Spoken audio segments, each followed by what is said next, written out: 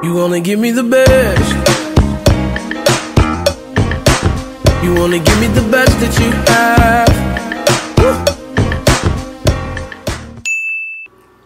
Hey everybody, welcome back to my channel. My name is Taylor, also known as Taylor Travels, and I make videos about flight attendant life as... Really?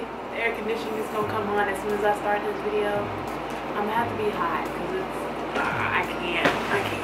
I know I haven't made a flight attendant video in a minute now. I've been traveling, enjoying myself. But I know a lot of you guys are getting out of training. And the one big question that was on everybody's mind when we were in our training class was, how in the world are we going to get a crash pad? What do I need for a crash pad? How much do crash pads cost? Can I afford one? Should I just get an apartment? What is a crash pad? What do I do? So I'm here to tell you everything you need to know about crash pads and hopefully answer all the questions that you and your fellow classmates have. So if you have questions about crash pads or want to know what they're about, what you need, just keep watching this video. So if you are a flight attendant or you're thinking about becoming a flight attendant, you've probably heard this word thrown a lot. I can't talk today because it's currently 2 a.m. almost and I have a 9 a.m. check-in tomorrow. So I'm kind of tired. So flight attendant life, okay? I'm not tired right now. I just can't talk. So crash pad. Everyone at some point has probably lived in a crash pad. If you are a flight attendant, if you want to be a flight attendant, you've heard people say this word a lot. It's just something that comes along with being a flight attendant. Basically, a crash pad is a place where a whole bunch of flight attendants stay. It doesn't have to be with the same airline. A whole bunch of different flight attendants stay in like a house, apartment, whatever, and they all stay together just to keep costs down. So in my crash pad that I have now, none of you guys have seen it, I've stayed in a house and I've stayed in an apartment. The house that I'm in now, there's like 5 rooms. Each room has 6 people in a bathroom, and I pay about $325 a month. So that's way cheaper than any other apartment, house, room, or share that I will find in San Francisco, because those can range from $1,000 all the way up to like $3,000 or $4,000, whatever you decide to choose to stay in. So I don't make enough money to stay in a place like that, so that's why I'm staying in a crash pad. And if you're planning on being a commuter, then a crash pad is the only thing that makes sense, you know, if you're a commuter, and especially if you're on reserve. Yeah, crash pad life is the best life. Now, finding a crash pad when you're in training can be a little bit difficult. I was actually lucky and I found a crash pad. But I'm just going to go through the 3 easiest ways that people tend to find crash pads. The first easiest way is on Facebook. There are like hundreds of, well, not hundreds, but there are almost 100 types of Facebook groups that you can join in order to find crash pads. They have listings. People are always searching for somebody to add into their crash pad. People are always starting new crash pads, and depending on the city, is really depending on how many crash pads are available. San Francisco has a lot because a lot of people are based there. It's really expensive to live on your own, so there are just a lot of crash pads. Other cities I've seen, like DC, they don't really have too many crash pads. That's just my experience on looking, but it really just depends on the time of year that you're looking, if there's any crash pads open. But there are a lot of Facebook groups available. You can always post and ask people if there's any open available spaces in such and such base. But that's pretty much how I've found all of my crash pads. The next place you can find a lot of crash pad listings at is actually when you get to your base. That's kind of waiting to the last minute, but it's a really good resource. Normally in your domicile, there is a bulletin board where you can see all of the places. You know, people normally pin just ads and listings of just openings they have in their crash pad. Normally you can tear off a little piece of paper and it has a name and a number that you call, and you can find out more about the crash pad. A lot of times there's like listings for 1-bedrooms or house rentals or apartment rentals. It really just depends on the base. But really that's the go-to if you're already in your base. I would go there first before I even go on Facebook, because most times those are very recent. You know, they're flight attendants that are posting this, because only flight attendants can go into the domicile and pilots. So I would go and look there if you're already at your base and you just want to get into a new crash pad, or you don't really use Facebook like that. As of now, they're a really good place. Now the last and final place that I will kind of suggest is just Craigslist. Be really careful. Just like anything else, there's a lot of scammers, there's a lot of bad people on the internet, just like Facebook. So just be very careful. I would use that if you were looking for maybe an apartment or a room to rent, but at the same time, I know a lot of people who have gotten scammed, but I've known a lot of people that found really great apartments at really great prices. Just be careful if you are going to use Craigslist, because Craigslist is Craigslist. What else do I have to say about it? It's Craigslist. So just be very careful with your money.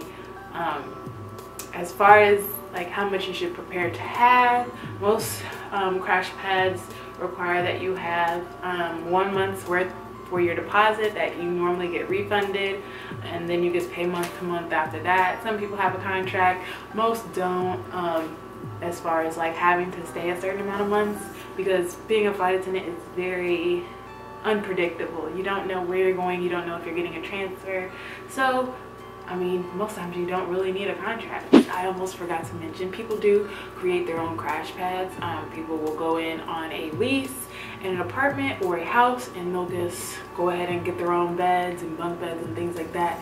That costs a little bit more upfront, in my opinion, but it's doable. I've seen people do it. And you're basically committed to your lease agreement at that point. So if you are planning on living there or just commuting from that base, and you know a lot of other people that are planning on doing the same thing, that would also be a great idea. So now on to what you need in order to survive in your own crash pad, no matter if you're in an apartment or if you're in a house or if you're sharing a place with somebody else. These are just kind of the essentials that I think anybody would need in order to survive in a crash pad. I've been in 3 different crash pads, and I've kind of gathered the things that I really have to have. So I have my little list here with all the things that I need. So if you see me looking down, this is exactly what I'm looking at. The first thing you're gonna need is bedding and towels.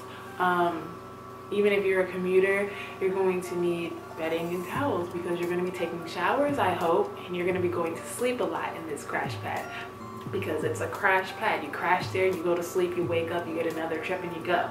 And just to go along with sleeping and getting ready, the next thing you're going to need is an eye mask. And I know you might be thinking, why would I need an eye mask? But because you're in a household or a room with multiple people are coming in and out all the time, and people turn on the lights all the time. People have their flashlights, people are getting up at 4 a.m. check-ins, and you really don't want to be woken up in the middle of the night or in the early mornings, especially if you're off for a day.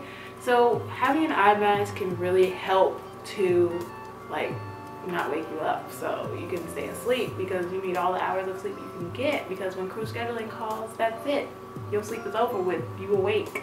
The next thing I'm going to say that you need, especially if you have a top bunk, and I've had a top bunk for longer than I've had a bottom bunk actually in my time of being in crash pads, is you're going to need a charger outlet, and you're going to need charging cables. I have extra charging cables that I keep at my crash pad, so I won't have to deal with bringing them back. I always want to keep my phone charged, I want to keep my link charged, I want to keep everything that I need charged. So I keep extra chargers just for my crash pad that I bought on Amazon. And then I always have, like, I just bought this charger actually on Amazon. It's just a multiple port charger. It has USB ports and it has regular charger ports. And it's just really helpful in order to charge my devices all in one go, especially being on the top bunk. Next thing you're gonna need is clothes. You're gonna need hangers to hang up your clothes, hang up your uniforms. You're going to need an extra luggage / suitcase just to keep all of your clothes in if you don't have any storage bins or things like that. I always had an extra luggage just to have clothes that I could change out for my trips. I also have a laundry bag, because some of the crash pads that I've been in, they didn't have laundry units inside of the crash pad itself. With the laundry bag, it just helps to bring your laundry around, especially if you don't have a place inside of your actual crash pad to do your laundry. I know sometimes I've had to go to like the laundromat, or I've had to go a couple floors down in order to wash clothes, so having a laundry bag really helps. It's not something you think about at first. You can also get storage drawers. Like I said, you can either bring your luggage suitcase and use that as a storage drawer if you already have one. If you plan on staying long term in your crash pad, you can get under the bed storage or under the bunk beds. You can also get use the little Walmart bins, and you can put your clothes in that. A lot of times your entertainment will be based on what you bring, so make sure you got your Netflix, make sure you got your Hulu, make sure you got your iPad or your laptop, something to watch things on. And with that, you need to have some headphones because you're not gonna be able to play music out loud. It just depends on your crash pad, depends on who's there. If you're there by yourself, of course you can play your music out loud because who's there to care. Finally, another thing that I've learned to keep beside my bed is a water bottle or a container just to keep your drinks in. A lot of times they'll let you have a water bottle. I like the refillable option because I don't have to always worry about going to go buy a water bottle or bring one off the plane if I forget. I just love to have ice cold water, especially if I'm on the top bunk, because I don't feel like getting up and getting down and getting up and getting down just to get something to drink every night. So yeah, I don't really like to keep a lot of stuff in my crash pad. I learned my lesson the first time. I had so much stuff, and you buy so many things on layovers. When you're at your crash pad just shopping, you end up accumulating a lot of stuff. You buy stuff, you bring it back to your crash pad, you put it in your storage, you end up forgetting about it. You know, you put it in your luggage, you forget about it. You just end up getting a lot of stuff. And anybody that kind of lives in their crash pad and isn't a hardcore commuter, they can agree with me. But yeah, those are all the things that I would suggest you have in your own crash pad. If you like this video, go ahead and give it a thumbs up right now. I'll be waiting. Alright, now that you've given it a thumbs up, you can also check the description box to see all the things that I talked about in the description box below. Thanks so much to Airport Tag for sending me some of the items that I could show you guys. I did end up replacing them. These are all items that I used. I just ended up replacing some of the items that I've had because I've had a crash pad for about 2 years now. So I got a new comforter, I got a new eye mask, and I got a new little bag to keep all my supplies in when I go to the bathroom and I get changed. But thanks so much to Airport Tag for sponsoring this video. Thanks so much for sending me the items that you guys saw in the video. Go ahead and check them out down below. Tell them I sent you. Go ahead and check out their Instagram page because they got so many cute things. Oh my god, when I was on their website, I was searching so much. Couldn't decide what I wanted. But yeah, thanks so much for watching, guys. It is currently 3 a.m. in the morning and I have a 8 a.m. check-in, so I'm gonna go to sleep now. I will check you guys out later. Once again, if you have any other questions, leave them down in the description box below and I will talk to you guys later. Awesome. Oh yeah, don't forget to like, comment, and subscribe, and I will talk to you guys next time. Bye. Bye. She my type, she got brains, and I'm top, she that lady. She gon' dance, ain't gon' touch her phone. She call it this moment. I like girls that dance.